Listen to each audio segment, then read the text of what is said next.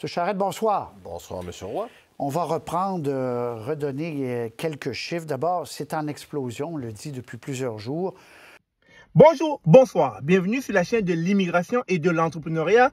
Alors, tu es nouvel arrivant ou alors résident permanent ou tout simplement citoyen canadien et tu as besoin d'argent de manière urgentissime. Cette vidéo est pour toi. Cette vidéo s'adresse à toi. Les banques ne peuvent plus te prêter tout simplement parce que ta cote de crédit est mauvaise. Alors, je t'invite donc à cliquer sur le code QR dans cette vidéo pour savoir comment Prêt Orange peut te faire un prêt personnel.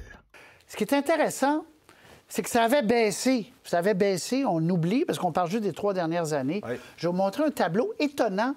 Regardez, 2015, on avait réussi à juguler. Et là, ça s'est reparti à la hausse. Puis 2024, selon les estimés, ça va dépasser 90 000 véhicules au Canada. Ça coûte cher à tout le monde qui doivent payer des assurances. On a dépassé pour la première fois en 2023 le milliard de réclamations au Canada par les assureurs. Et évidemment, ce milliard-là se répercute sur tous les gens qui prennent des assurances automobiles. Donc, si on dit qu'on... 1 milliard que des individus, donc des propriétaires de véhicules, ont réclamé. Ont réclamé en perte en vol sur des véhicules. Donc, c'est énorme. Et évidemment, pour certains modèles très populaires, comme un Acura, un Honda CR-V... On va les voir, là, Civic, bon, on va les voir. Appelez votre assureur pour le fun, pour demander une prime pour ces modèles-là. Moi, je parlais aujourd'hui avec des gens d'Honda parce que j'étais à un événement Honda durant la journée et même Honda commence à être inquiet parce que plusieurs gens qui auraient choisi un modèle Honda... Ça coûte trop cher. Ça coûte trop cher à assurer et ils vont voir ailleurs ou se disent, c'est trop volé, je prends pas de chance, je vais en acheter un autre. Donc, ça commence à avoir des répercussions et là, on s'inquiète du côté des constructeurs. Le consensus de ce sommet de l'automobile aujourd'hui à Ottawa, peine plus sévère, renforcer la sécurité du port de Montréal, autrement dit, plus de scanners, bon, etc. Et moderniser la sécurité des véhicules. Parce que Benoît Charette, bon là, vous dites Honda s'inquiète parce que c'est tellement rendu élevé qu'ils ont peur de perdre des ventes.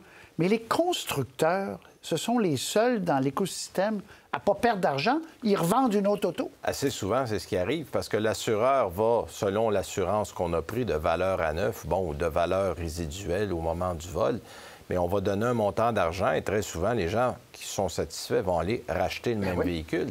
Et je trouve ça drôle qu'en 2024, qu'on puisse faire une transaction sécurisée sur Internet pour acheter à peu près n'importe quoi et qu'on ne soit pas capable de sécuriser une clé électronique d'un véhicule.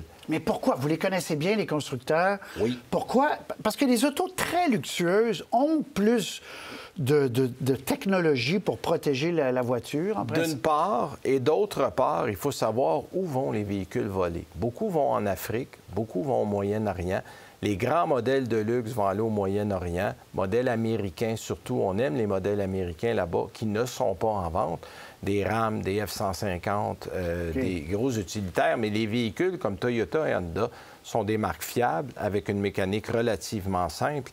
Et pour l'Afrique, c'est parfait parce qu'il y a peu de concessionnaires, il n'y a pas beaucoup d'ateliers d'entretien et on vole des véhicules qu'on est à peu près certain qui vont durer dans le temps avec peu d'entretien. Et c'est pour ça que ces modèles-là sont populaires. Est-ce que les constructeurs devraient faire un effort supplémentaire pour ajouter des gadgets pour pas qu'on puisse voler les autos? Bien oui, la réponse, c'est bien sûr. On a certains, comme au Canada, on est obligé de mettre un immobilisateur, ce qui n'est pas le cas du côté des États-Unis, mais on peut aller plus loin en, par exemple, brouillant le système ou le code ou les ondes qui émettent une clé lorsqu'elle ne fonctionne pas, en mettant des systèmes, des interrupteurs dans le véhicule. Certaines compagnies le font, mais là, c'est toujours de dire, si je le fais, ça va me coûter plus cher. Si mon voisin qui fait des autos ne le fait pas, je vais être obligé de vendre plus cher que lui. Donc, il faudrait qu'il y ait soit une loi, soit une entente entre les constructeurs pour voir est-ce qu'au minimum, on puisse rendre le vol électronique, qui est devenu très populaire, plus difficile. Donc, ils pourraient, soyons clairs, en faire plus, là. Absolument. Les Honda, les Toyota de ce monde pourraient en faire plus. Oui, c'est clair. Bon, parce que pour l'instant, ils vendent beaucoup de voitures. Ce qui a changé aussi, c'est que ce n'est pas un crime à petite échelle, personnelle, 2-3 personnes. C'est le crime organisé qui a mis la mainmise sur ça, là. En fait, il y a beaucoup de problèmes à ça. Ça serait trop long de tout élaborer, mais moi, je parlais avec un policier il y a quelques années qui me disait que le vol automobile, c'est la maternelle du crime organisé. Parce qu'on le disait dans le reportage au début, en introduction, qu'on achète, c'est Mme Plante qui disait qu'on arrête beaucoup de jeunes de 12 à 24 ans. Mais la plupart de ceux qui volent une voiture n'ont pas l'âge légal, donc n'ont pas 18 ans, parce que si on les arrête, on ne peut pas les emprisonner. On va les laisser en prison une nuit, on les retourne chez eux le lendemain, puis le surlendemain, ils sont partis voler une autre auto. Les gens qui gèrent s'assurent qu'eux sont loin de l'action. Et c'est souvent des jeunes qu'on endurcit tôt, qui deviennent après des criminels endurcis. Il ne faut jamais oublier que l'argent du vol de voitures sert à financer des crimes beaucoup plus graves, que ce soit du blanchiment d'argent, du trafic d'armes, du trafic de drogue.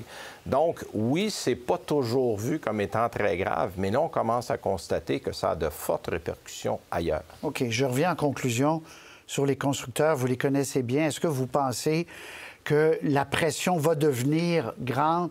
Est-ce qu'il ne pourrait pas avoir une forme de loi, peut-être au Canada ou ailleurs, pour dire, là, vous faites des véhicules plus difficiles Impossible à voler, ça n'arrivera jamais. Impossible à voler, ça n'arrivera pas. Mais si on laisse l'industrie automobile s'auto-réguler, ça ne fonctionnera pas non plus.